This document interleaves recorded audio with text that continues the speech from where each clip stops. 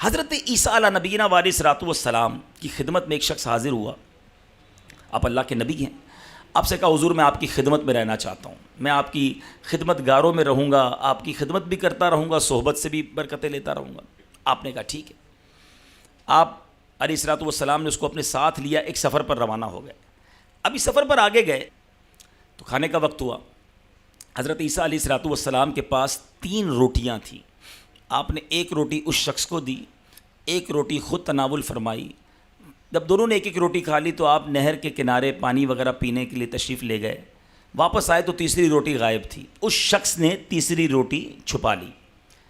کچھ لوگوں کو یہ پرابلم ہوتی ہے یا ٹینشن رہتی ہے کہ یار کل کیا ہوگا, پرسوں کیا ہوگا, آگے کیا بنے گا, مستقبل کا کیا ہوگا. اب وہ بھی ایسا ہی شخص تھا کہ یار ابھی تو کھانا کھا لیا, رات کا کیا بنے گا. اس نے وہ روٹی چھپا لی, حالانکہ اللہ کے نبی کا ساتھ ہے. اب تھوڑا اور آگے گئے. حضرت عیسیٰ علیہ الصلوۃ والسلام نے پوچھا بتاؤ وہ تیسری روٹی کہاں ہے. اب اس شخص نے جھوٹ کہا کہ حضور مجھے نہیں پتا وہ تیسری روٹی کہاں ہے. آپ خاموش ہو گئے. تھوڑا آگے گئے. ایک ہرنی جا رہی تھی, اس کے بچے بھی ساتھ تھے. آپ نے ایک ہرنی کے بچے کو اشارہ کیا, بچہ خود ہی چلتا ہوا آپ کے پاس آ گیا. آپ نے ذبح کیا, اس کو بھونا, اس کے گوشت کو دونوں نے مل کر کھایا. ہڈیاں جو بچ گئیں آپ نے اس ہڈیوں کو جمع کیا اور ارشاد فرمایا قم باذن اللہ, اللہ کے حکم سے کھڑی ہو جا.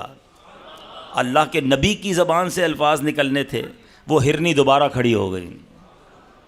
آپ نے اس شخص سے کہا جس رب نے مجھے یہ معجزات دکھانے کی طاقت اور قوت عطا کی ہے, میں تجھے اس کی قسم دیتا ہوں, بتا تیسری روٹی کہاں گئی.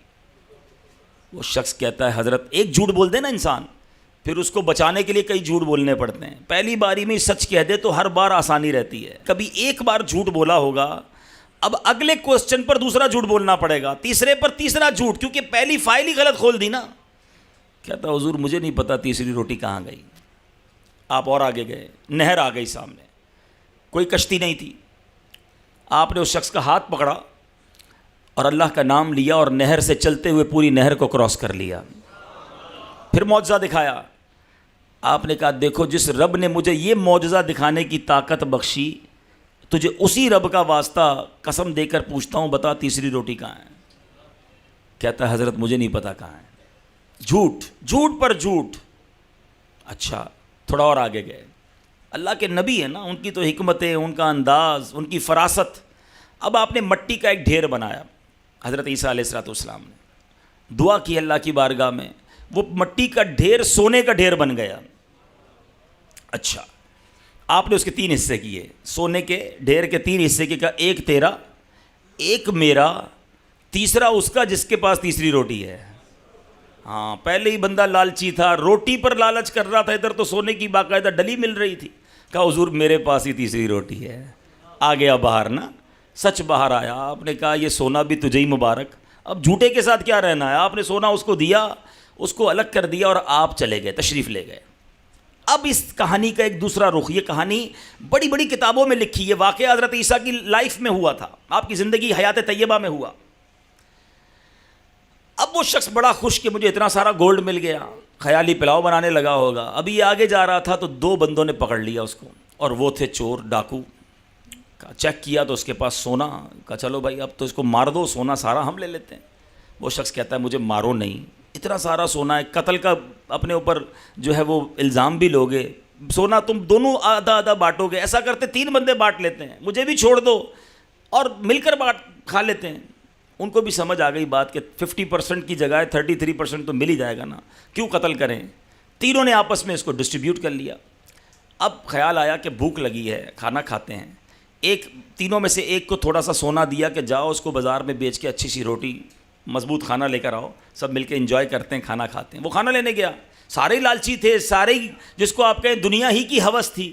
جو گولڈ جو سونا لے کر روٹی لینے گیا نا, وہ کہتا ہے یہ جو پیچھے 2 بندے ہیں نا, اگر میں کھانے میں زہر ملا دوں یہ دونوں کھا کے مر جائیں گے, سارا سونا میرا ہو جائے گا. آئیڈیا اس کو کلک کر گیا. اس نے کھانا پیک کیا, اس کے اندر زہر ملایا. ادھر پیچھے 2 سوچ رہے ہیں یہ جو کھانا لے کر آئے گا نا اس کو مار دیں گے, تو ہم دونوں مل کے آدھا آدھا سونا لے لیں گے. ایک کے بعد ایک بیڈ پلان, ایک کے بعد ایک لالچ. اب جناب یہاں بھی پلان سوٹ ہو گیا, آنے دو, اس کو مار دیں گے. اب جب وہ بندہ کھانا لے کر آیا ان دونوں نے مل کر اسے مار دیا. جب اس کو مارا کہا چلو اب ذرا رج کے, تواڈی پنجابی میں کہتے ہیں رج کے کھاتے ہیں. تو جب وہ رج کے کھایا تو اس میں زہر تھا, یہ دونوں بھی مر گئے. سونا وہیں پڑا رہ گیا, لاشیں وہیں پڑی رہیں. حضرت عیسیٰ علیہ الصلوۃ والسلام کچھ دنوں کے بعد آفٹر فیو ڈیز وہیں سے گزرے, واپس آ رہے تھے, دیکھا 3 لاشیں پڑی ہیں سڑی گلی, اور وہ سونا جو آپ نے چھوڑا تھا وہ ویسے کا ویسے ہی پڑا ہے. پھر آپ نے اپنے رفقا کو, اپنے ساتھیوں کو بلایا اور کہا یہ دنیا ہے, یہ دنیا دھوکہ ہے. انسان جس کے پیچھے بھاگتا ہے وہ یہیں رہ جائے گی اور وہ قبر میں پہنچ جائے گا. اے میرے میٹھے اسلامی بھائیوں, یہ واقعہ بظاہر تو ایک واقعہ ہے, مگر اس کے اندر کیسا میسج ہے. لالچ لالچ لالچ, ہرس, گریڈ, اور مل جائے کسی طرح, اور یہ چیزیں میرے پاس آ جائے. اور ان تمام چیزوں کو حاصل کرنے میں انسان بعض اوقات اتنا لالچی, حریص, اور اس کی آنکھوں پر ایسا دنیا کا پردہ آ جاتا ہے کہ وہ کہتا ہے اگلے کا بیڑا غرق ہوتا ہو تو ہو جائے, میرا بھلا ہونا چاہیے, میں خوشحال ہو جاؤں, میں مالدار ہو جاؤں, میں انجوائے کروں, میں پلیجر والی لائف گزاروں, میری بلا سے کسی کا جو ہونا ہو جائے.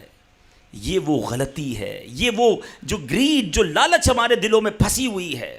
پھر مال کمانے کی لالچ تو ایسی ہے جس میں انسان اس قدر آگے بڑھ جاتا ہے کہ نہ اپنے کو دیکھتا ہے, نہ پرائے کو دیکھتا ہے, نہ حلال کو دیکھتا ہے, نہ حرام کو دیکھتا ہے, نہ جائز دیکھتا ہے, نہ ناجائز دیکھتا ہے, نہ کسی مسلمان کا بھلا دیکھتا ہے.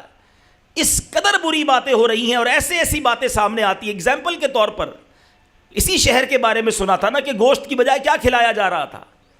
یہ کیا یعنی مرنا نہیں ان لوگوں کو کہ جو لوگ چند سکوں کی خاطر حرام گوشت کھلا دیں گے.